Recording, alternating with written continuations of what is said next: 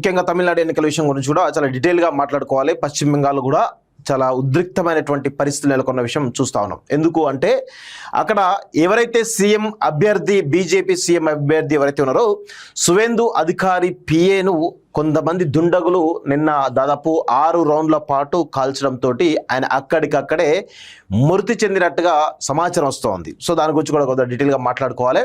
So బెంగాల్లో పరిస్థితులు చాలా తీవ్రంగా ఉన్నట్టు తెలుస్తోంది. ఒకవైపు మమతా బెనర్జీ, ఇంకొక వైపు బీజేపీ, ఈ రెండు వర్గాల మధ్య తీవ్రమైనటువంటి వాగ్వాదం నెలకొన్నట్టు తెలుస్తోంది. ఎందుకంటే తృణమూల్ కాంగ్రెస్ యొక్క ఆఫీసుల పైన బుల్డోజర్లు తీసుకొని పోయి బీజేపీ వాళ్ళు దాడులు చేస్తూ ఉన్నారు. అదేవిధంగా కొంతమంది తృణమూల్ కాంగ్రెస్ నేతల పైన దాడులు జరుగుతూ ఉన్నాయి. అదేవిధంగా నిన్న సువేందు అధికారి ఎవరైతే ఉన్నారో, కాబోయే బెంగాల్ సీఎం ఎవరైతే ఉన్నారో ఆయన పైన ఈరోజు పెద్ద ఎత్తున మరి ఎవరు కాల్చారో ఏందో విచారణ తెలియాల్సిన అవసరం అయితే ఉంది. తృణమూల్ కాంగ్రెస్ కార్యకర్తలే అని చెప్పేసి కొంత బీజేపీలు ఆరోపిస్తున్నారు. లేదు మేము కాదు అని చెప్పేసి కొంతమంది వాదిస్తూ ఉన్నారు. మమతా బెనర్జీ యొక్క రిలేషన్ ఎవరైతే ఉన్నారో, ఆయననే క్లోజ్ రిలేషన్ ఎవరైతే ఉన్నారో ఆయన ఆదేశాలతోటే సువేందు అధికారి పిఎన్ చంపినట్టుగా కొంత సమాచారం అయితే వస్తూ ఉంది. సో మొత్తానికైతే బెంగాల్లో చాలా ఉద్రిక్తమైనటువంటి పరిస్థితులు నెలకొన్న విషయం అయితే కనబడతా ఉంది. ఇంకా ప్రభుత్వం ఫామ్ కాకపోవడం, ప్రభుత్వం ఇంకా సీఎంగా ప్రమాణ స్వీకారం చేయక ముందే ఈ విధమైనటువంటి పరిస్థితి ఉంటే సీఎం అయిన తర్వాత బెంగాల్లో ఏ విధంగా ఈరోజు హింస చెలరేగుతుంది అనడానికి ఈ రీసెంట్గా ఈ 2-3 రోజుల నుంచి జరుగుతున్నటువంటి పరిణామాలే చాలా స్పష్టంగా కనబడతా ఉన్నాయి.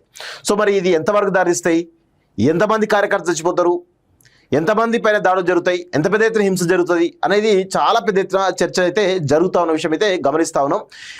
బెంగాల్లో ఇక నాకు తెలిసి అయితే అంత ఈజీగా మరి ఏవైతే శాంతి భద్రతలు ఏవైతే ఉన్నాయో అవి ఎంత మేరకు కంట్రోల్ చేస్తారో చూడాల్సిన అవసరం అయితే ఉంది. ఇంకొక వైపు బీజేపీ వాళ్ళు తగ్గట్లేదు, తృణమూల్ కాంగ్రెస్ వాళ్ళు తగ్గట్లేదు, ఎవ్వరు కూడా తగ్గట్లేదు. ఒకరిపైన ఒకరు హింసాత్మకంగా దాడులు చేసుకుంటూ ముందుకు పోతున్నటువంటి విషయం అయితే చాలా స్పష్టంగా కనబడతా ఉంది. సో బెంగాల్లో ఇంకా ప్రభుత్వం ఫామ్ కాకముందే బుల్డోజర్ ప్రభుత్వం వచ్చే విధంగా కనబడతా ఉంది. అదేవిధంగా తృణమూల్ కాంగ్రెస్ కూడా అంతే ధీటుగా బీజేపీని ఎదుర్కొంటున్నటువంటి విషయం అయితే చాలా స్పష్టంగా కనబడతా ఉంది. సో ఇది చూద్దాం మరి ఎంతవరకు పరిణామాలు ముందు పోతే చూడాల్సిన అవసరం అయితే ఉంది. అయితే ఇక అసలు విషయానికి వచ్చినట్లయితే పశ్చిమ బెంగాల్ ఎన్నికల ఫలితాల అనంతరం రాష్ట్రంలో హింసాత్మక వాతావరణం నెలకొంది. తాజాగా బీజేపీ కీలక నేత సువేందు అధికారి పిఏను కొందరు కాల్ చంపారు.